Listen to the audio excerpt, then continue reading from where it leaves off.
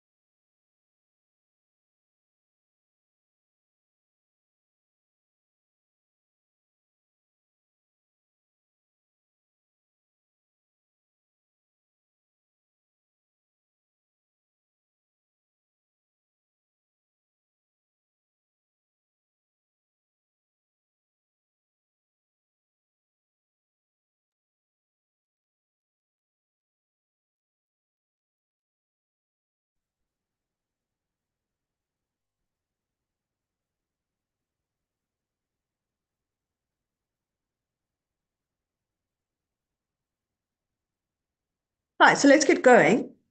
So my name is Judith Reynolds, and I am a lecturer at Rhodes, and I do have some postgraduate supervision experience, but I'm also currently a PhD student in my third year of my PhD. Um, and Kelly, do you want to introduce yourself briefly? Hi there, Judith. Hi, everyone. It's lovely to be with you all today. I'm Kelly Grant. I'm in the Faculty of Education, a professor in education leadership and management, and I've got some postgrad supervision experience at honors, masters, and PhD levels. Thanks, Thanks. Judith. Thanks, Kelly. So last year, I did the enhancing postgrad supervision course. I hope I'm calling it the right thing with Kelly. And as my assignment for that course, I did a paper on postgraduate resilience. My PhD is on undergraduate resilience. And Kelly and I decided that this was quite an important topic and that we wanted to do something practical with it. And so we've started running a series of workshops on postgraduate resilience. This is the third one. We did one with some B.Ed honors students. We did one through the Churchill Doc Week, and this is a more open one that we're doing. Because we think that postgraduate resilience is a really important topic. Um, so the first thing we're going to talk about is how we're understanding the term resilience. Um, so it might be a little bit different from perhaps what you're expecting. Um, so as I said, this is a concept that I'm working with for my PhD, and resilience is understood to have three parts. The first part is around risk and challenges. And we'll get Kelly to talk a little bit more in a moment about what kinds of risks and challenges postgrads often face. Um, so for there to be resilience, there needs to be some kind of difficulty that people face. And then there needs to be a positive or better than expected outcome. So for most of us, that would be two things, really: completing our degree and having a reasonable degree of well-being too. You know, it's we want to cross the stage still being fairly sane and healthy. And often what resilience researchers are interested in is the resilience factors or the resilience processes that lead to the positive outcome. So what is it that allows people to face challenges and still have positive outcomes? Kelly, do you want to talk a little bit about risks and challenges that you've seen students face? Sure. So, as I said, I'm in the Faculty of Education. So all our postgrad students are teachers. They're in-service teachers, and they come to study on a part-time basis. So they're in full-time employment, and often in schools, but it can be in any educational institution. And just very quickly for me, the top three risk factors that we having to deal with the students and myself as lecturers with other colleagues The first one is the financial risks, particularly if students come through an honors into a master's and want to go into PhDs. Um, that seems to be the number one challenge, where you might have to pay for children to study and you can't carry on paying for your own studies, or bursaries don't come through that you thought you would have. The second risk factor that I think is really tough, I think it happens for full-time students, but more so for part-time, is the issue of time and just managing time. If you're working in full-time employment and you've got family commitments, it's really, really difficult. And the postgrad studies goes to the bottom of the list, and it causes a great deal of stress. Um, and then I think the third thing linked to that is just the day-to-day challenges of living and having families and the crises that happen that you can't control in the real world. Divorces, children being ill, and so on and so forth. So for me, those are three of the big ones that our students in education particularly seem to face. Thanks, Judith. Thanks, Kelly. Yeah, I mean, I think that, at undergraduate level, sometimes people drop out because they can't cope with the academic side of things. But very often, by the time people reach postgrad, they've kind of shown themselves to be academically able. And then often what causes issues are things that kind of outside of the academic. So other kinds of issues. Okay, so I'm just sorry. Um, we're just going to do a little bit of an introductory stuff around what resilience is, and then later on it will be a proper workshop where we will be interested in your views and your experiences. But we just really want to kind of set the scene so that we're all on the same page in terms of understanding what resilience is. So a common sense view of understanding, and one that did originally arise in the literature, was that resilience was kind of seen as a personal characteristic or a trait, which some people had and some people didn't. So there was kind of this idea that there were resilient people and there were not resilient people.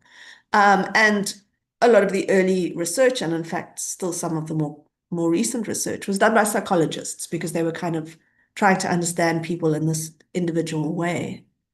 Um, but there's been quite a lot of pushback against this. There's been quite a lot of critique of this view of resilience. So Zemulus refers to the psychologization of resilience and says that the political is pathologized. So rather than investing hope in political struggles to make life better, resilient subjects take it up as their own individual responsibility to face up to the dangers and adapt to new realities. So it's like bad things happen, and it's just kind of up to people to deal with them rather than looking at the why did those bad things happen? Is it possible to prevent those bad things happening? Could life be made better for people so that they don't have to be so resilient? And obviously, some kinds of people have more to cope with than others, poorer people, people from certain kinds of backgrounds, which results in resilience being an expectation foisted primarily on historically and contemporarily oppressed and excluded populations. So basically, the more disadvantaged you are by race, gender, socioeconomic circumstances, and so on, the more resilient you're required to be.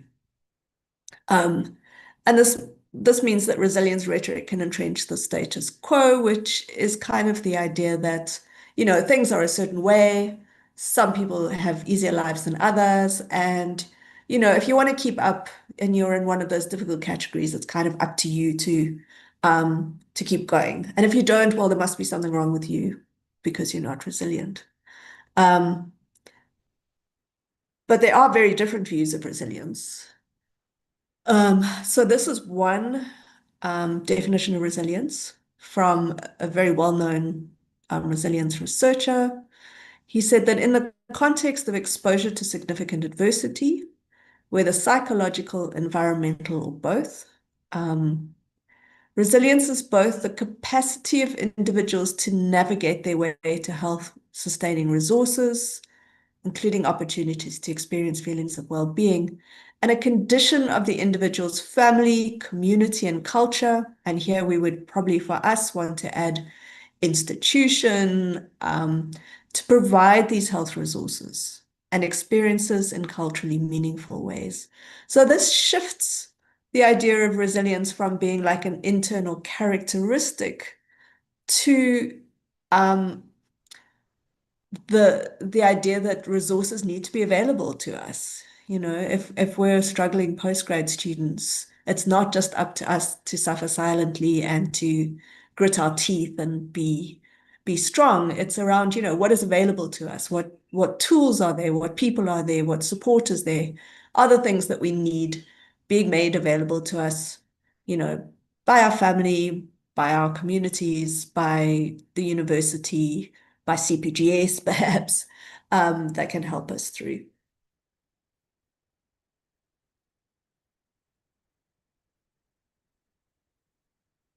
And just in case people are interested in this kind of more theoretical version, the most recent thinking looks at multi-systemic resilience. So it kind of goes beyond the resources like social resources that people might expect to include things like the body, you know, so your body as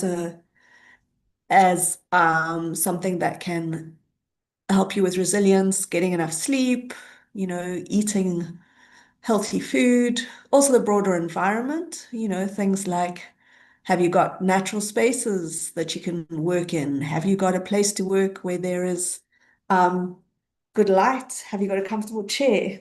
Um, and those kinds of things. So physical spaces, the environment, our bodies. So it's kind of quite a broad range of resources. Resources are not necessarily just things like money and support. They can be a whole range of things. And the ideas of multi-systemic resilience are also concerned with how different systems interact with each other, whether for better or worse. You know, so they also, some of the theory talks about trade-off. You might get some work and therefore you have more money, but the trade-off comes in that because you have more money, you now have less time. Um, and you might have a family that's very supportive, or you might have a family that's not really supporting you, and therefore your ability um, to do the things you need to do are kind of reduced by family pressures or a lack of family support. So um, it's the idea that there are many different aspects of resources and that they interact with each other in quite a range of ways. Kelly, can I hand over to you?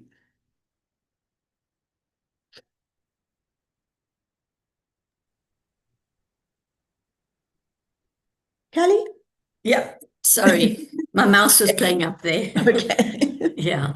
Maybe before we move on to some activities, are there any questions Sure, around yes. the theory that Judith's just shared with us? Anyone want to ask any questions? Or make any comments. Yeah.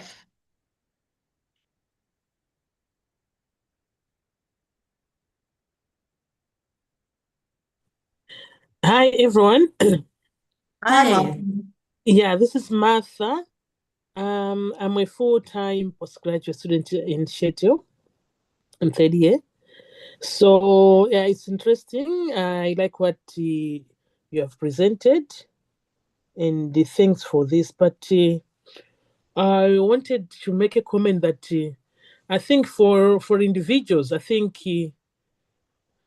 we behave differently and we also react differently when it comes to resilience because of maybe different challenges that we face, or maybe others that are not facing they're not facing challenges at all.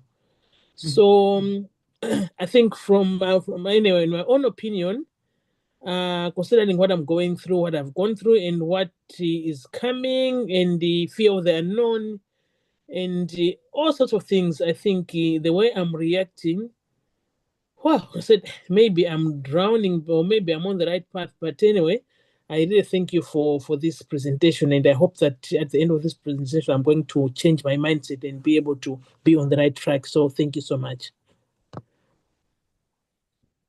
Okay, yes. I mean, everybody's situation is different. The examples that we're giving are quite sort of just typical examples, but someone might be facing a very different kind of challenge and therefore need a very different kind of resource. So yes, I mean it is very individual, although there are patterns too.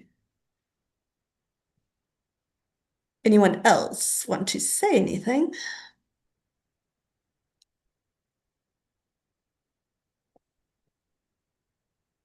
I think there are also different risk factors depending on the NQF level of the qualifications. So it's interesting that in the room we've got people at different levels. I'm just looking at who's in the group. So yeah, there will be challenges according to the NQF level of the degree, as well as to social, economic context, cultural context. Terence, thank you.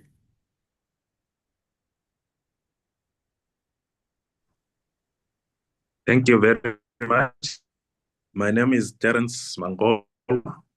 I'm a postgraduate student doing my master's at Rhodes University. Firstly, I want to appreciate this conversation. I really needed this. To answer question one, when it comes to resources that I have, which possibly aids me in completing Hi, my studies. sorry to interrupt you, but we're going to use these as prompts for you to do some writing first, for you to kind of think about these Okay, questions individually, and then we'll have a conversation about your answers in a moment. So it was more um, asking first if you had any comments on what we've done so far. Sorry, I didn't want to interrupt you, but I'd like everybody to do their own thinking first, and all then right. we'll come No, back thank you. to. Okay, thank you. Thank you, Terence. So can we move on to this, Kelly? Sure, let's do that. So everyone, Terence has led the way there. Thanks, Terence. What we'd like you to do is just read these two questions on the screen, and I'll give you about 5 minutes or so, just on a scrap of paper or on your laptop. Think about what resources do you have that make it possible for you to complete your postgrad degree. And we're not looking for one set of common answers. Each of you will have a different range, but just give it some thought. Think about yourself in your family, in your home, in your university. If you're working in that context, what resources do you have that you can draw on to complete your degree? And at the same time, while you're thinking, perhaps look at the second question, what resources do I lack? Or would I like to have more of? So I've got some of, but not enough. What do I lack, or would I have more of that would make it easier for me to complete my degree? I'm just going to give you 5 minutes. Everyone just scribble something down somewhere on those two questions.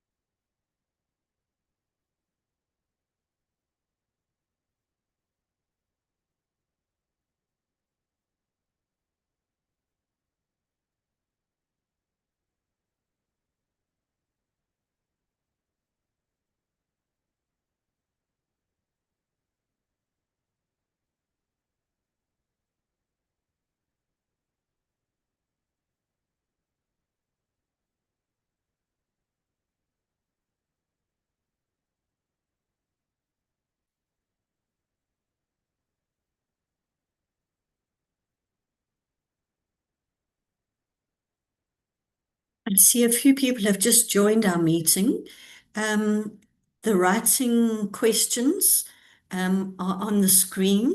If you could just jot down your own views about those two research questions. We've got about 3 or 4 minutes left.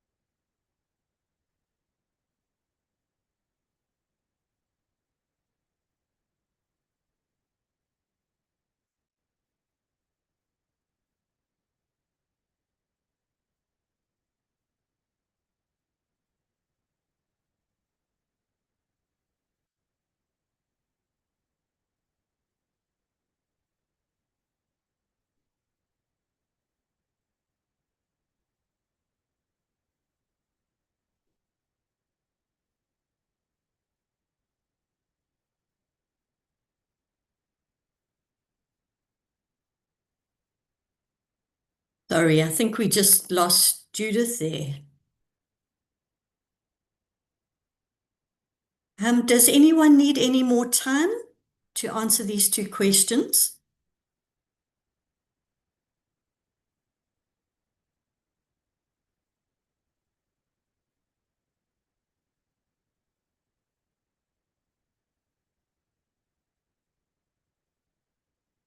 Okay.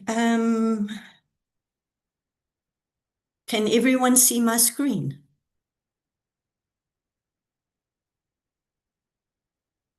Yes. Yes. Oh, Yes. brilliant. Just tell me, do you Yes, need we a can. little bit more time?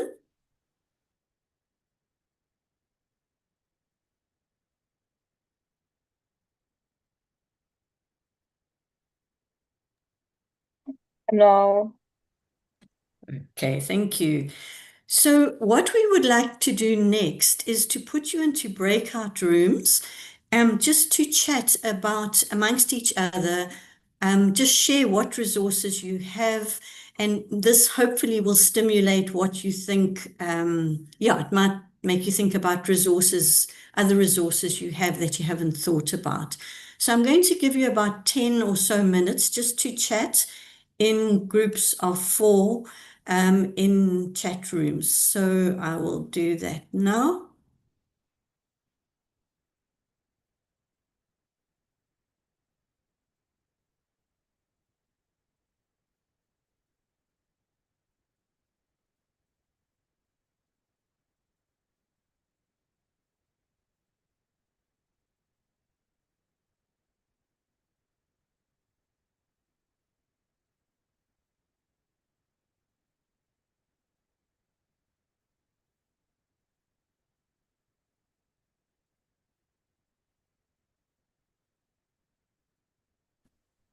I'm so sorry, my computer shut itself down and it took me a while to get back on.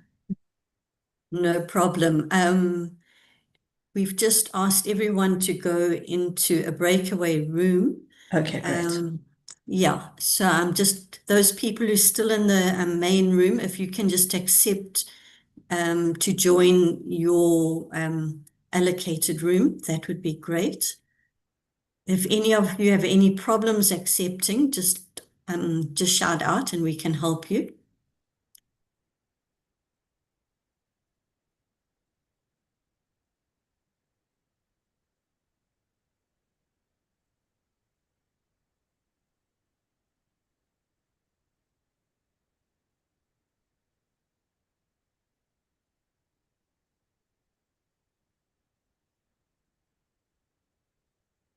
See C's where you haven't joined yet. Hlaganape, do you need some assistance? Hello, do you need some help?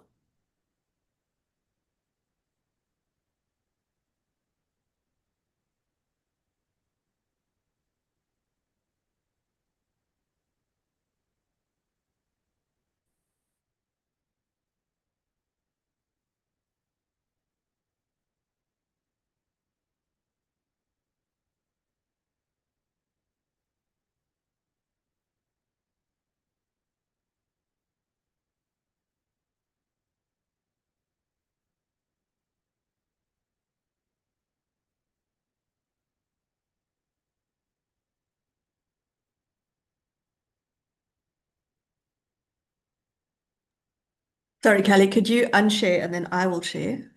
Because Okay. then I can type and make notes. Sure.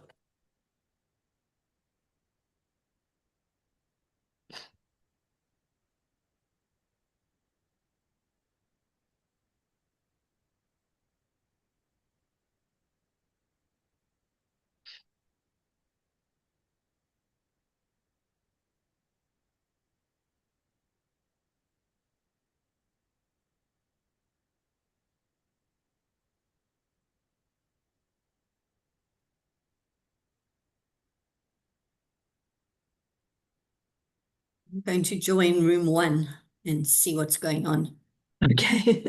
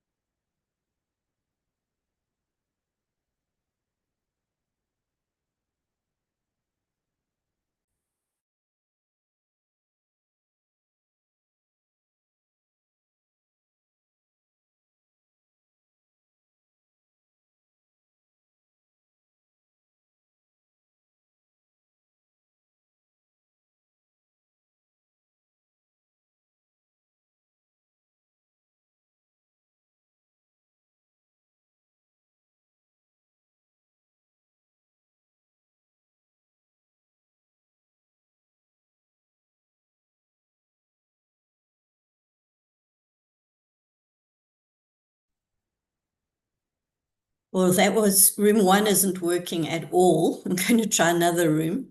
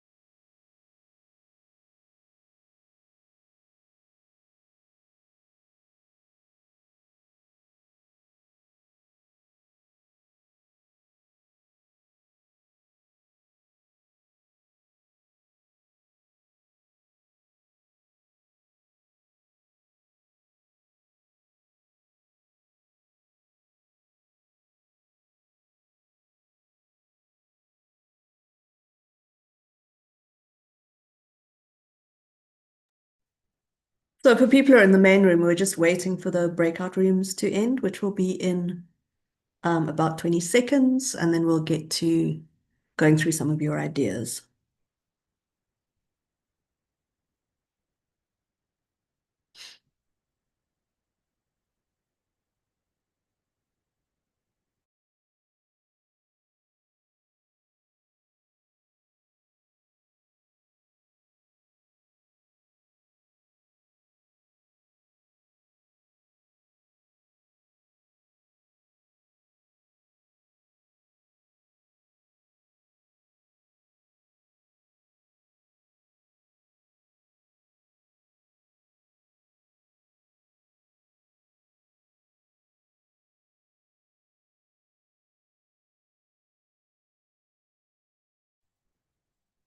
Right, I think we have everyone back with us. Thank you, everyone, for the discussions. I know there was a problem in room 1, but the other 3 rooms seem to have a discussion going. So what we would like to do now for the next few minutes is just report back, 1 person per room, if you want to just pick up some of the ideas that came from your group. We're looking at the question of what resources do I have that make it possible for me to complete my degree? I don't know if you know the numbers of your room, but anybody, let's speak out, 1 person per room.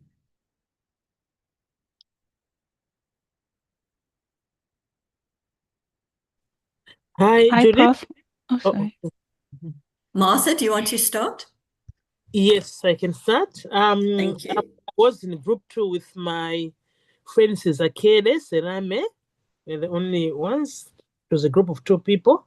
Yeah, so we did discuss about the resources that are available, and we noted that we have both of us have very supportive supervisors, members of staff, and even support from friends, and also not forgetting support from family, just to allow us to be studying. It's not easy, so we really appreciate support that we're getting from family. And there was also an issue of funding. Some are being funded, some are not funded, but we really appreciate for the funding that is available. And of course, the things like the negative side. For full-time students, it's not about being alone, but it's the loneliness. Just being away from family and friends you're used to, and being in a totally new environment, apart from the cultural shocks. I think the loneliness, it's one of the things that came out, and also maybe lack of funding for part-time students. Yeah, that came out. And in terms of also support, it's like now time for you have to be there for the family, you have to be there for yourself, you have to do school, this and that. So the issue of balancing now, it's also coming out. So it's actually affecting some people when they're studying. But all in all, we were able to actually come up with the positive side and the negative side. So I think we had a very good chat, and at the end of the day, we managed to make friends, to network, and we'll be able to actually continue this conversation even after this class. So thanks so much for this opportunity. Thank you, John. Thanks, Martha. Yeah, and the connections, aren't they, very important? Just speaking to people who are in the same boat as you are, and realizing you're not alone in it. I think that's a really, strong piece of, strong resource mechanism. Thanks so much. The next group who would like to contribute? Thank you, Prof. In our group, we've already identified some of the points that Martha made, but just to add on, we said that internet access it's a resource that would make it possible for us to complete our postgrad studies. And also having access to the institution, having access to the counseling center when you're feeling stressed or overwhelmed, being able to go to the counseling center, having online library resources, and also attending seminars such as this ones that are organized by the CPGS. Yeah, so those are some of the resources that we identified as that would make it possible for us to complete our postgrad studies. Then in terms of the resources that we lack, we said that it's access to funding, as well as having a supportive community amongst fellow students. Yeah, that's basically our contribution from our group. Thank you. Lovely. Thanks, Akona. Good to hear your voice again. Okay. Thank you. That's 2 groups. Let's hear from the 3rd group.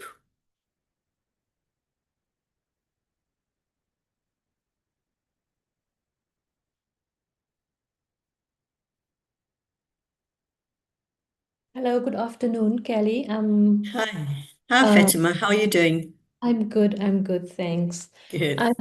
I'm I'm from group 4, and I'm not going to repeat a lot of the things that was mentioned already because our group also had this. But one thing that our group, one more thing that our group does not have, or that we are lacking, is kind of an ability, accountability support kind of a group.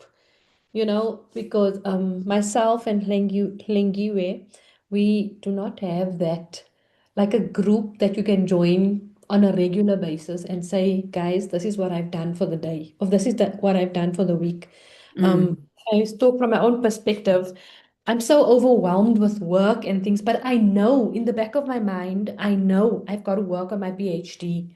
And if I could sit maybe even on an online group and say, okay, guys, this is what I'm doing. Even if I don't tell them what I'm doing, but I just with a little screen on my screen to say, I am working for this 2 hours. I think that would be nice. And Terence was kind enough to tell us that he joined Saram. Is it a Samsta group of the Eastern Cape? And myself and Lengiwe were very, very interested in that group.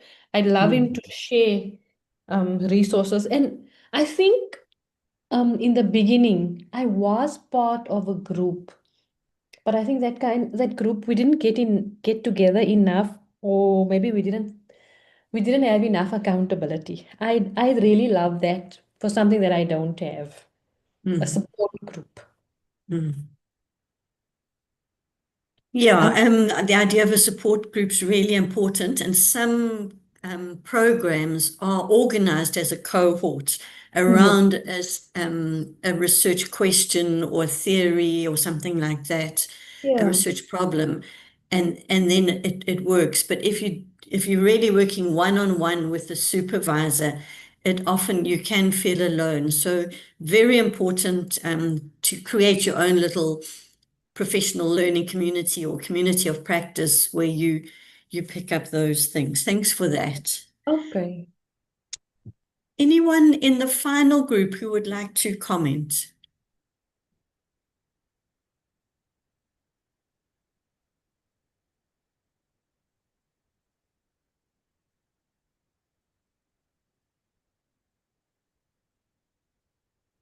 And let's just open it up to anybody in the room who'd like to just add or share anything that you might see as missing in our discussion thus far, because I'm sure we haven't used up all the resources that are out there, and we haven't mentioned them. So let's open it. Anyone like to add? Kelly, I just wanted to ask Hlengiwe. There was something that she mentioned that I would like her to mention, something that she doesn't have. Mhm. Hlengiwe? It was it was I'm thinking it was the probably departmental um Yes. support. Yeah. Yeah.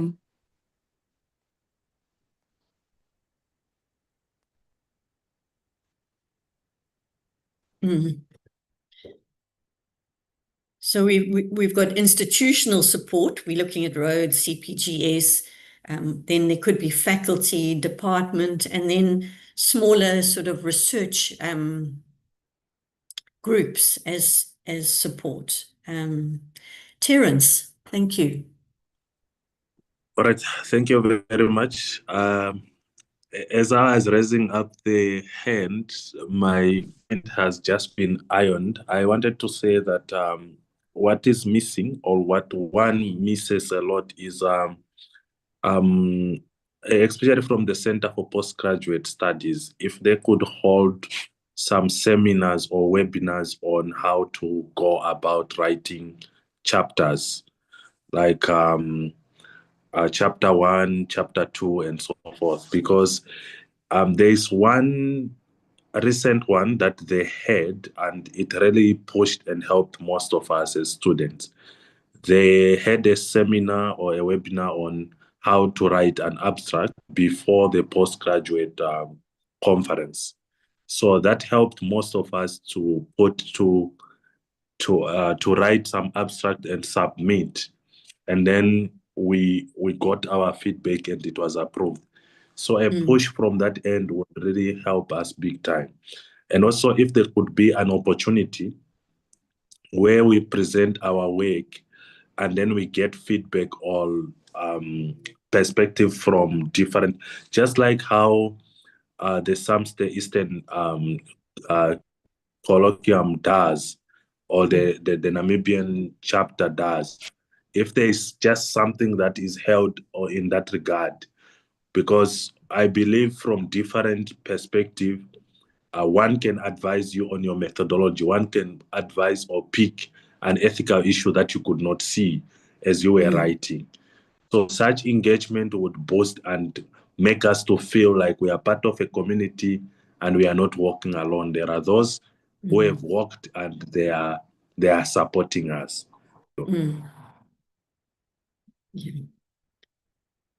And often these groupings or structures are in place, and we as postgrad students don't know about them, because in a sense you're entering a disciplinary community as well that has conferences, that meets annually, and it's about how do you get to know about them and to be able to access them. So yeah, a really important point. Thank you. Anyone else?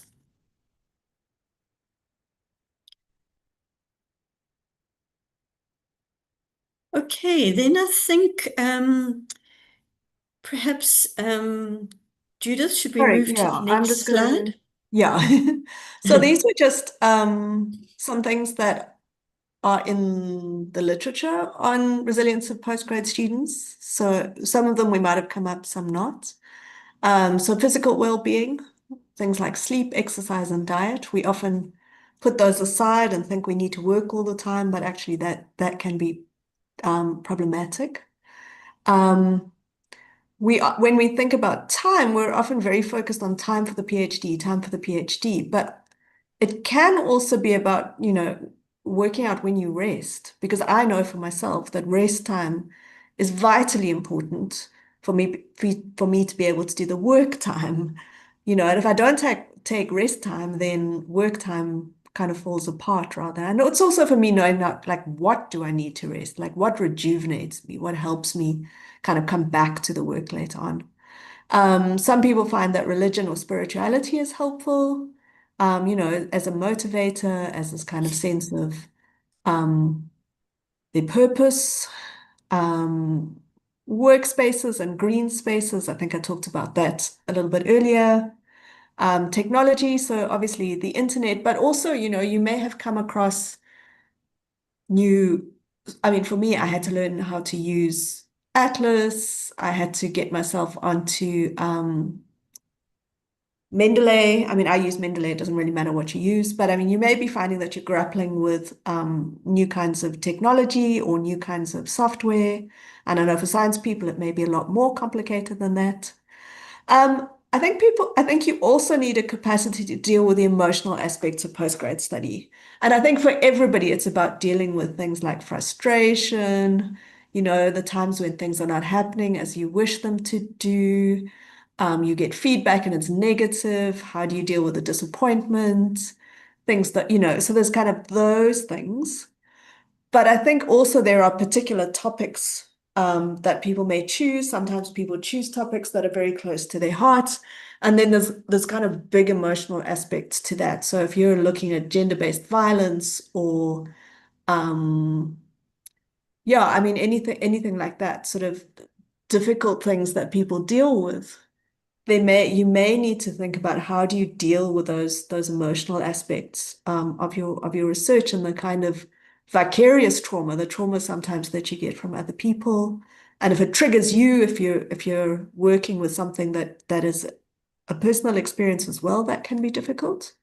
Um, Practical and emotional support. I think we've talked about a lot of that, although not about mentors, I don't think. So a community of practice would be the kind of people you were talking about, where you are sharing with people who are in a similar situation to you.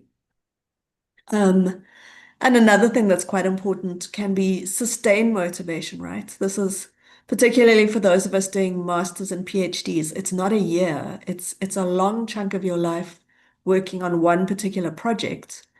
And to just keep going is something that can be um, tricky.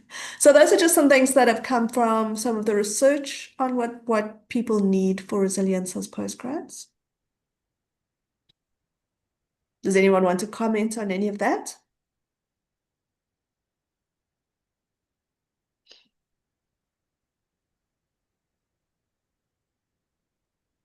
Yes, thank you. I would like to add on that with all of that going on when you are a part-time student. So I'm a full-time lecturer and a part-time PhD student. Work takes over most of the time. And when you don't have the necessary support from your department, where you can ask them, I need a week or two to be focusing on my writing, and that does not get approved, you're constantly juggling being a lecturer, being a supervisor, contributing to the administrative work in the department with being a sister, a daughter, a wife, a mother. And the PhD is always at the bottom of your list.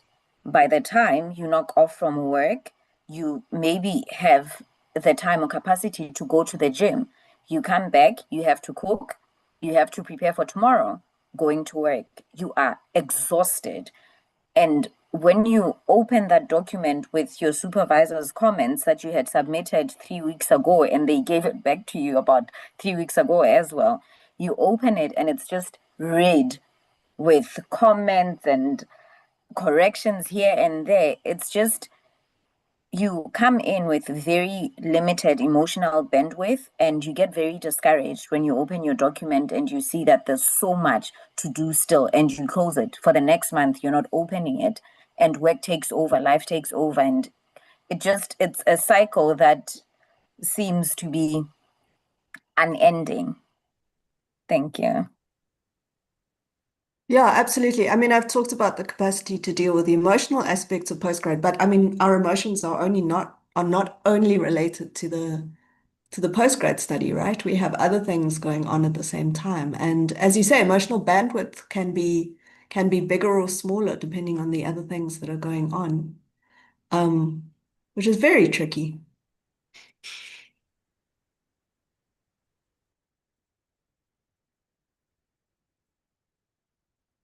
Kelly, can I move on? I think we should. I'm looking at the time. Yeah, Yes. sure.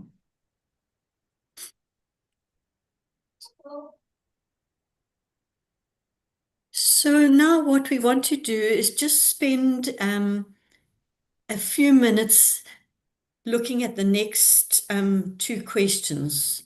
What could you do to gain more access to resources you lack or that you don't have enough of? On the previous slides, you would see that some people have some resources. So financial, if you've got financial, you're fine. If you don't, you're not fine.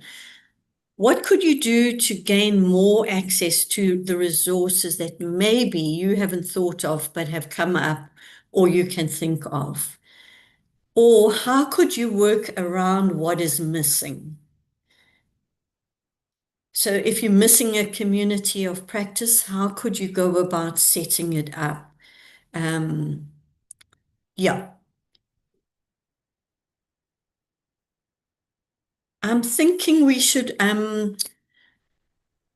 give you a few minutes to think about this question, and then I think we're going to talk about it as a plenary discussion. So let me give you a few minutes. Yeah, You're can I welcome also to. just say, if something was lacking for you and you've managed to find that resource to access it, can you also share that with us? So it doesn't have to be something that's necessarily lacking now, but it may help other people if you share something that you have used that's worked well for you, and so on. Thanks, Judith. So just a few minutes to think about the questions.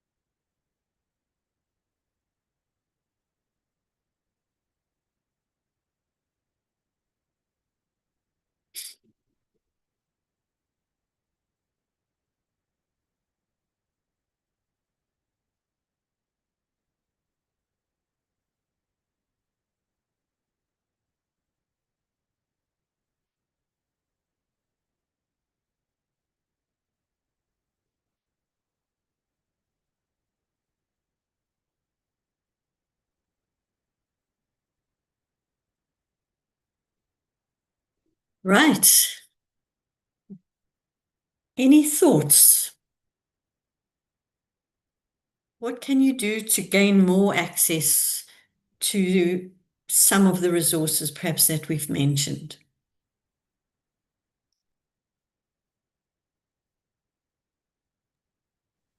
Joining a writing group where I've seen emails popping up on like from CPGS, the Road CPGS, and I'm just like, will I have the time for it? Will I do this and that? But I've been ignoring them. Now I'm realizing that I cannot do it alone, in as much as it's my research and all of that, but I need the support of other people who are postgraduate students who understand what it entails, who understand maybe also how to access some resources that I don't have. And I would advise using the librarians in our respective institutional libraries. Instead of sitting on your own on Scopus or Google Scholar, trying to figure out how to find literature, you can actually go to the librarians, and they're usually very happy to assist with finding appropriate. Thank you, Sizakele. It's been a great resource for me. Lovely examples.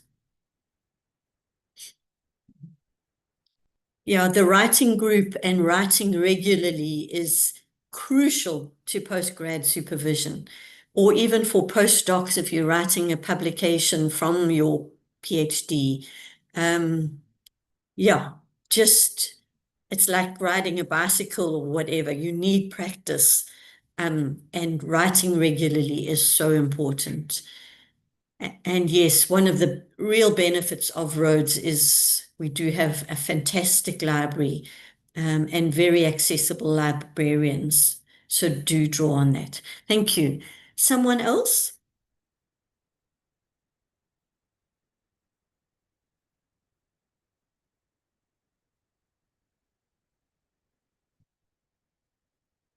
You can share next.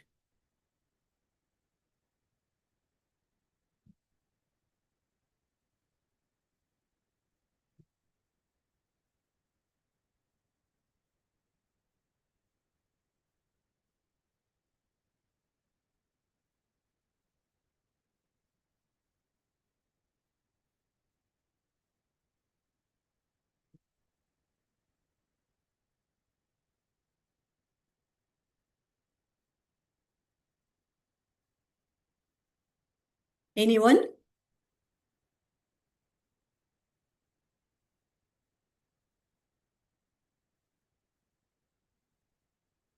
How would one get a community of practice going? Fatima mentioned that earlier. I mean, I can talk about a group that I have got together. Mhm. So when I started another PhD a long time ago in another life, and I was really trying to do this on my own. At that point, I thought, being independent was a good thing. But when I started this PhD properly, I knew that I needed other people around me. And so I have a group of people. We're all women. We're all PhD students. We're in different degrees, mostly humanities. Um, and that is really a space for kind of commiserating, for celebrating, for laughing. So we don't do the accountability, the day-to-day accountability thing, but we do kind of meet up, have a drink together, or not drink, whatever. We have a WhatsApp group, and that has been quite organic because I'm also part of the Churtle Doc group, but I haven't found that group's great in a much more structured kind of way. There are postgrad work in progress presentations and so on, and those have been super useful. Um, but I knew I needed a different kind of community, and I kind of created that. And like you, Martha, who said you kind of made friends with someone here. One of the people in my group is someone I met on Zoom on a course. And we kind of stayed in touch, and we're both kind of part of that group as well. So yeah, I mean I think there's multiple ways to do it. And I think also sometimes you need multiple kinds of groups because I think different groups can have different functions for you. Mm.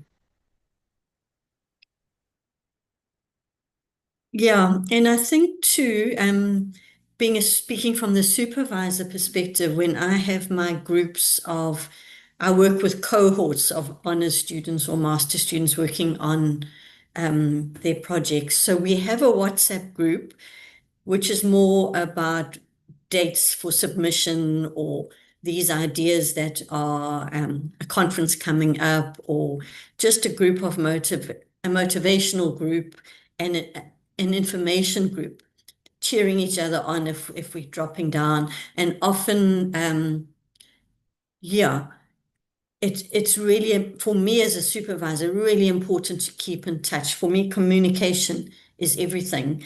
But I think what that same group does is have a WhatsApp group without me. And I think that's really important because if you have an issue with your supervisor, you need to be able to talk about it, to be frustrated, to be angry. So that I think, as Judith said, having multiple WhatsApp groups with different purposes is really important. Anyone else want to? Hey, good afternoon.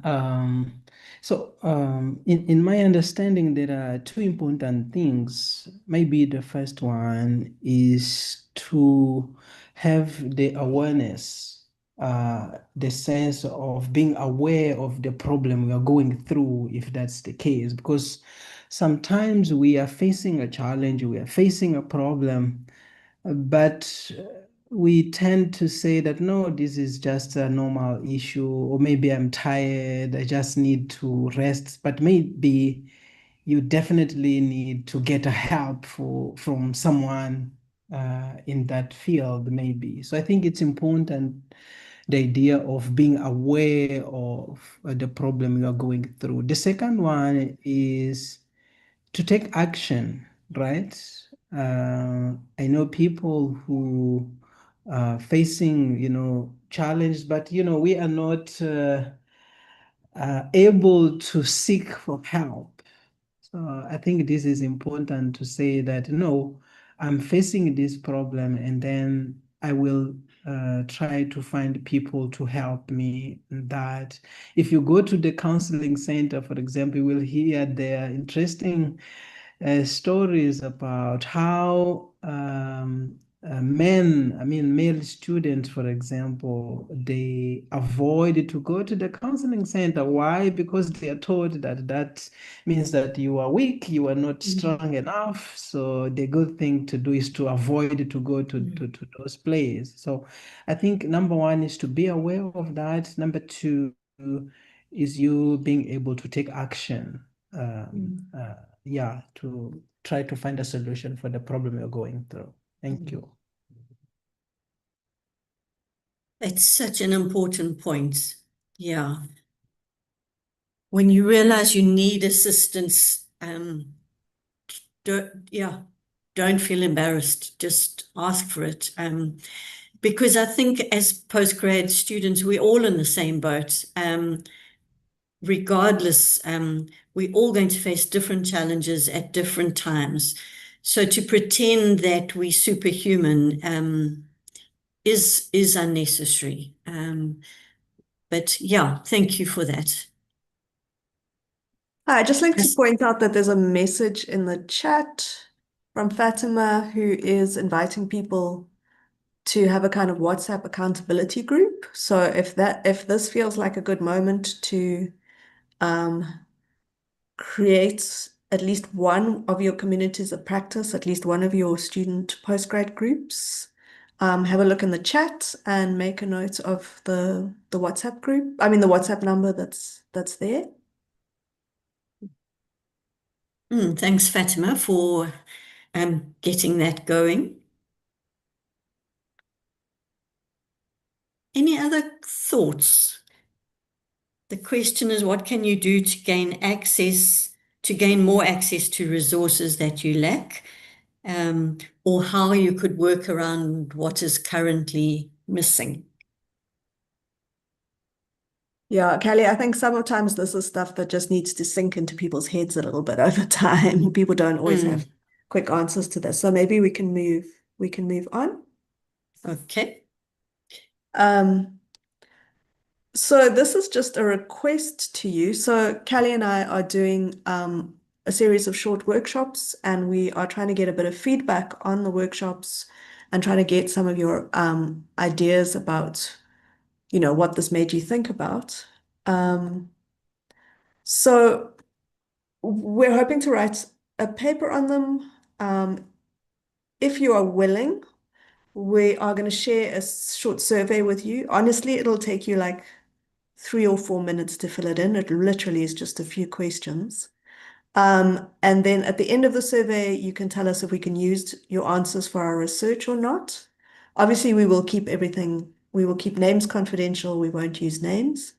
And On the same survey, we're going to ask you if we could potentially contact you about doing an interview or a focus group conversation with you. If you say yes, we can contact you, and we do contact you, and at that stage you say, no, actually I'm too busy, or I don't really want to do that, that's absolutely fine. So you're not committing to an interview. If you give us your numbers, you're just saying, yes, you can contact me, and I'll see at the time if I'm willing to do it or not. We obviously have kind of informed consent letters, and we have more information. So if you'd like more information about the research that we're doing, if you want our kind of proposal and stuff, you're welcome to email me and ask for it. But we would really, really appreciate it. We understand that you, as researchers, understand the importance of research. We really would appreciate it if you could at least take the time to fill in the survey, which, as I say, is very short. It's just a few questions. So if you have any questions about that, you can ask us. You can ask in the chat, or you can unmute yourself.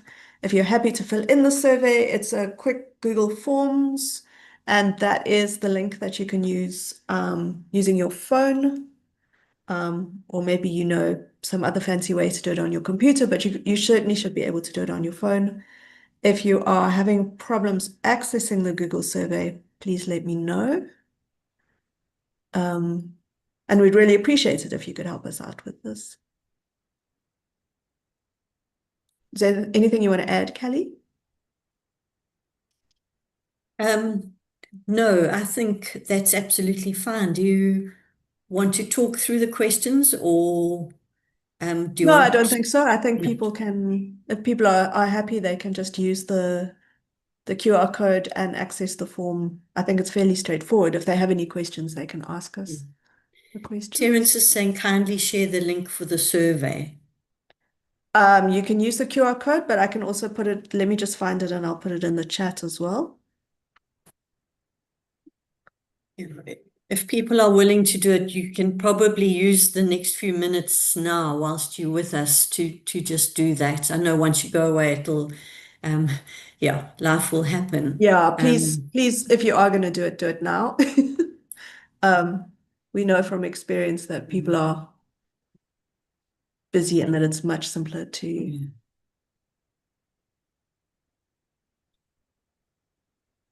And I just want to pick up a point while people are responding to the survey is really, I think, one of the resources or what you can do to access resources is really to ask. I think asking, communicating, being open, instead of carrying the weight of the PhD journey individually, is really to speak.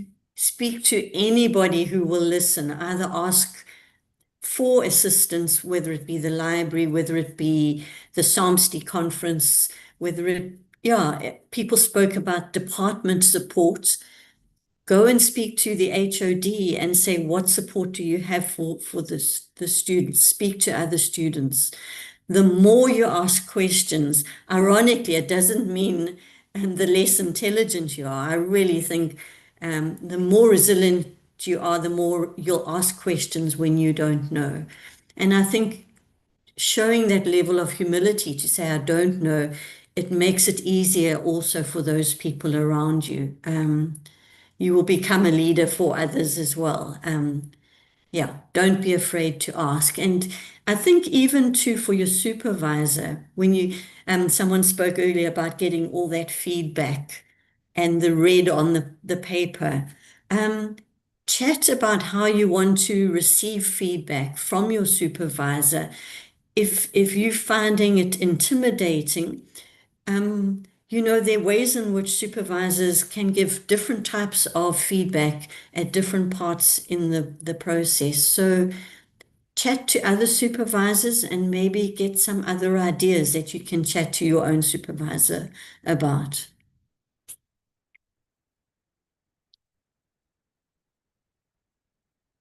Judith, there's a query around the link. Klingiwe says that she's unable to open the file.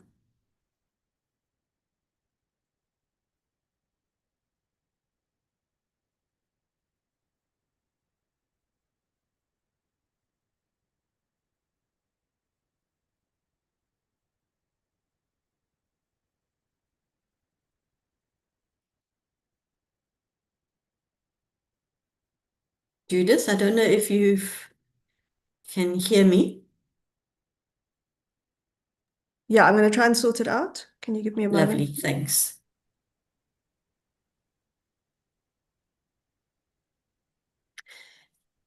Whilst Judith's working on that, are there any questions, I think Kelly, just give comments? people time to fill it in.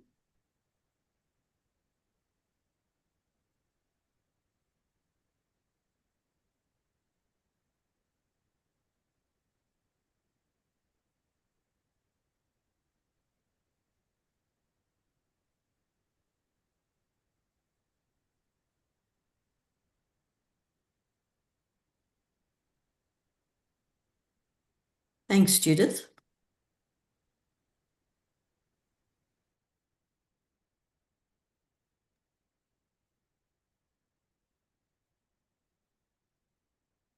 Thanks, Lingiwe. It's working.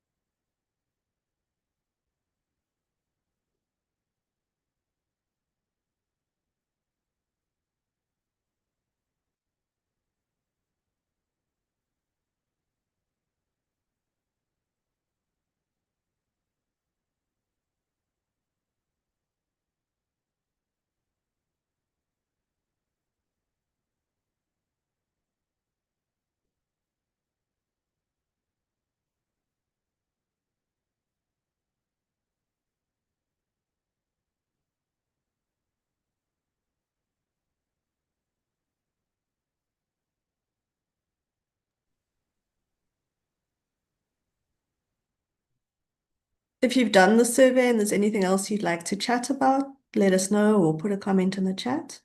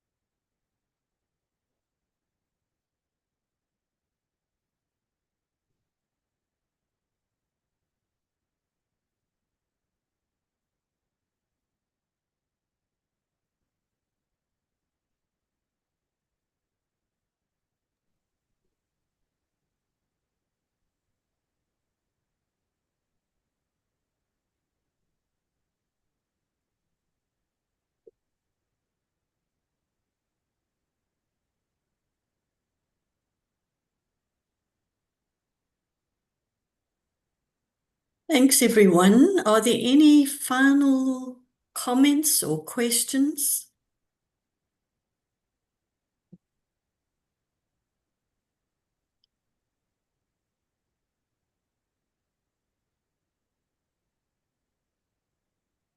I can send the PowerPoint to CPGS if anyone would like to receive it. There is also a reference list at the end if anyone is interested in reading up a little more. And you're very welcome to contact us if you'd like to chat. Absolutely.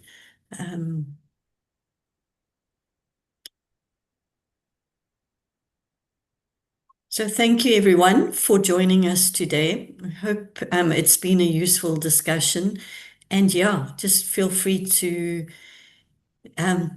think about these issues and contact us if you have any further questions. Yes, thank you to everyone. There's a couple of thank yous in the chat. So we'd also really like to thank you. This wouldn't have been possible without your input and your willingness to share with us. Thanks, everybody.